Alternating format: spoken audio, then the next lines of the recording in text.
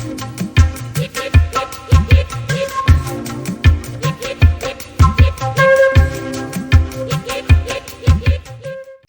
Shabira. I know that you're a homeschooler and I'm a homeschool mom myself. So, are you ready for your presentation? Yes, I'm ready.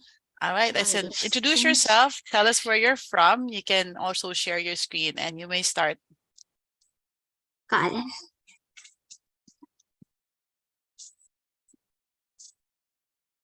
Okay, so hi everyone, my name, still loading, hang on there. Hi everyone, my name is Shabira and today I'm going to be presenting about turn on the bulb in your head. What is this project talking about? Well, let's find out. But before, let me introduce myself. So my name is Shabira. I'm 10 years old. I live in South Tangerang in Indonesia, and this year I'm going to be a 6th grader, which is so exciting for me because it's the last grade in primary. And I'm also a founder of Sundae Academy, which is the academy that I made, which made some creative workshop that I'm going to talk about today, and CoolToysFunToys, which of course sells toys and books and lots of other things. My motto is learn, teach, inspire.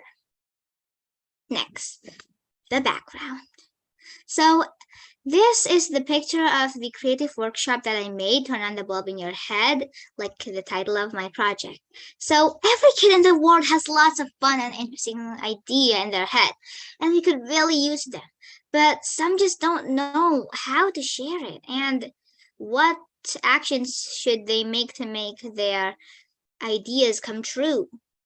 So I decided to make my first creative workshop in Sundae Academy, Turn on the Bulb in Your Head, to teach them how to do it. And my project goals is, so my goals of making this creative workshop is so kids can improve their ability to share their projects by presenting it to others. So others will know and hopefully they will support us to make our project come true step by step. There are still lots of rooms for more ideas and dream in this world. I mean, we're always saying that we have to improve the world, which is, of course, if we want to improve the world, we need more unique ideas and more teamwork. So it's very important for kids, because kids are the next generation, to think of some unique ideas starting from now. And project description. So in this workshop, the kids learn how to find their interests, like, for example, maybe cooking or crafting, making games, coding, drawing, and lots of other things, and catch an idea. So I tell them which is the most interesting thing to talk about for you and something that is beneficial for yourself. Because if it's fun and beneficial for ourselves, it would be beneficial for others too. So we cut our ideas and then we made a visual paper, which we just wrote some points about our projects. Not too much, really, just like the main points. And then make a slide. We try to make like an interesting slide because, of course, we want viewers to be interested in our topic. And one of them is by having an interesting slide. I also told them not to give too much details on the slide or visual paper, because presenting is more of you explaining the project. And also, we learned some tips of how to present their projects and then present it in the class. So these are the visual papers of my students. There are 7 students and these are 3 of the visual papers. So this one, these are their drawings and their crafts as well. You can see here they wrote some details of how to make their craft and why did they make this project right here. There are actually lots of other visual papers. And we also made our own slides, which of course has to have a background, project goals, project description, learning point, and closing statement. So these are the pictures that my students include in the slide. These are some of the slides as well in here. And next. So these are the slides right here. So this one, my student was talking about their experience of having a cat as their pet. So they wrote it here. And she also made a craft about cats. And here is about nature. That's why there's lots of posters here. This is a craft that my student made for their project of making some bracelet. And also this one was colorful sand. This one is shadow puppets, like in the visual paper here. So shadow puppets. When in the slide, so you see here, there's like some cows and everything that they made shadow puppet. My personal favorite one that my student made was the witch one. I think there was a witch one, yeah, because it was like scary, like the character. And also this. They made like their own flower cat as well. And this is when I was teaching. Now, to present your project, the tips are try to talk clearly. So not like you're so sleepy. So like it has to be clear. And don't talk too fast because no one will understand you if you talk too fast like this. So, and not too slow as well, like you're sleepy. Just, well, how you talk with your friends. I mean, of course, you talk normally to your friends. And also practice presenting your projects in front of your parents or a mirror because practice makes progress. And things you will have to make sure before presenting is wear clean and comfortable clothes, which is of course suitable for presenting because even though the clothes is clean and comfortable, you can't just wear pajamas. And also make sure you are in a suitable place for presenting. Make sure like behind you is a wall or something that people won't go in through so no one can see someone walking behind you, and put on a background as well. And also make sure your internet connection is stable. So if your internet connection is not too stable, well, that would make it more hard to present. I mean, it'll be like, so, like lagging and everything. And make sure you've opened your presentation slide a few minutes before. So you're not like, okay, let me open my presentation slide first. Where is it? I lost it. Not like that. And also calm yourself down. We don't really want to look panicked and when we're presenting, even though it's okay because, well, every people get panic and a little frightened at the first too. But still try to calm yourself down so you won't, well, kind of faint in the presentation moment. And don't forget to pray. So these are the pictures when I was teaching. This is the slide. This is me when I was teaching. And this is the poster like I've shown. These are the pictures that we took together because, so after every session, there are 3 sessions, and after every sessions, we try to take 2 time photos at the end. Like this one. So the learning point is share your knowledge to others because by doing that, we can help others and even ourselves too. Ourselves? How? Well, we can be more motivated to grow better together because we feel like we have a friend and one same goal, which is to make the world even better. And we just want to give our best so we can be more motivated in that way. We can be like more motivated to get better and reach our target. And now, closing statement. So always learn how to improve yourself and make your knowledge beneficial by sharing it to others.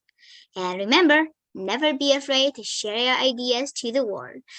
Keep on fighting and also keep growing and always try to get better. Thank you.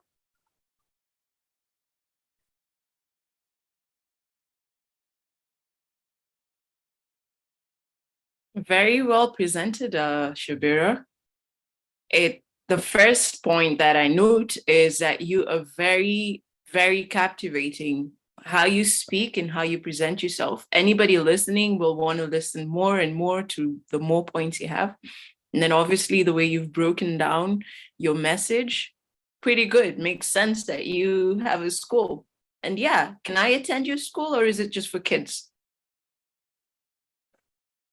Well, actually, in Sundae Academy, the programs is for kids by kids. But for me, I mean, for now, it's just me. I haven't really recruited any other kids teachers yet. Well, you're off to a great start. Thank you. Thank you for sharing your knowledge. You're welcome. Thank you as well. I find it fascinating, Shabira, how you are able to present and say, my students, and you're going on grade 6, right? You are an educator in your heart. That's clear to us. It's so fascinating to hear you say that. Like you really found your calling. And for student teachers, maybe you want to recruit the students here right now with you? Well, it'll be always fun to collaborate with others because we get some new experiences as well. Okay, I'm giving the floor to our students that are here, especially Tywin, who is our student co-host. Do you have any questions for Shabira? Okay, so Shabira, how can you motivate other people to present? Well, first, of course, to motivate others to present, all you gotta do is to reach them closely, like to have these close contact. You just have to make them feel like you're a good friend by just, well, being a good friend. So you have to try to just talk to them nicely and everything. Sooner, well, they'll get closer to us. And also for me to encourage my students to present is just, well, sometimes like I like to suggest them. So I just ask them about their dreams and everything. And I say, maybe you could make that a project. That'll be a very good topic. And maybe they'll get more encouraged. They'll think about it. Okay, so, but what about stage fright? How can you teach them to fight stage fright? Well, sometimes I'll just say like you have to take a deep breath because of course everyone is panicked and frightened when they're about to present, even me sometimes. So just try to calm yourself down and don't forget to pray as well. And also, like I said, you have to practice in front of the mirror and in front of the parents. And also, whatever the result is, you tried your best. Okay, thank you for sharing your answer, Shabira. You're welcome. David, do you have any questions for Shabira? Okay, so you are able to really present well. I really like your presentation and what you're doing. So the kids that you teach, how old are they? From what ranges do you teach? Well, for now, I teach like from 4 years old because in Sundae Academy, we have like some English programs as well, First Step and Joyful English Learning. So starting from 4 until 12. So do you usually, would you like to teach someone a bit older than you? Well, with someone older than me, yeah, I'm pretty fine with that because, of course, sometimes when you're older, you have more experience and more things to talk about. It just makes the class more fun. So in your class, what's the most fun thing about it for you? What's the thing that really makes you like doing it all the time? Is that, well, for me, teaching is not just transferring our knowledge, but also our energy. So when we're happy and excited, the students will be as well. And sometimes it goes the other way. When we are feeling not too okay, but our students are like, this is so fun, I'm excited to learn. It will be like more charged. And also we have some fun activities in my classes as well. Like we have some worksheets, movie time, my personal fave, which of course sometimes I wish that I was doing the worksheet as well. So I like to draw it or print it. And also some storytelling time. We like to talk before the class first. So before the class starts, I like to ask them how they are doing and what fun things are they doing. So probably my personal fave is the mostly all of it actually. So you really like talking to your students and you're really good friends with them. Is that right? Well, yes, hopefully. Hopefully, yeah. I think you would make a great friend. So in a class or meeting, how long does it usually take? Well, my classes usually just take 1 hour, although sometimes it goes a little out of time because I kind of get carried away or the lesson's kind of not finished and I just feel like I have to finish it. Oh, I am actually in a similar position as you. I've also been teaching people on math and literature that's a bit younger than me and even older than me for a few years already. So really glad to see that you're having fun doing it. Well, yes, it is like quite, well, not really quite, it is really fun. Amazing, Shabira. It was really nice to have you and be encouraged by you. Like even me as a homeschool mom and teacher, I find that your energy is really captivating. So I hope I impart that same energy when I'm also teaching kids. So I really wish you the best of luck in what you're doing. And just maybe before we end your session, can you tell us how to contact you? How can other kids also learn from your academy? What do they go to or where do they go to? Well, for my personal Instagram, you can go to my name Shabira, but for my academy's Instagram is like the name. You're Oh, sorry, muted. I kind of got muted. So my personal Instagram is my name Shabira. That's where I post my daily activities like classes and when I'm teaching. But you can also contact my academy's Instagram, which is Sundae Academy. Thank you so much. We appreciate you and hope to see you again at the next gift. Do sign up. We'd like to hear more updates on what you're doing. Thank you. Thank you.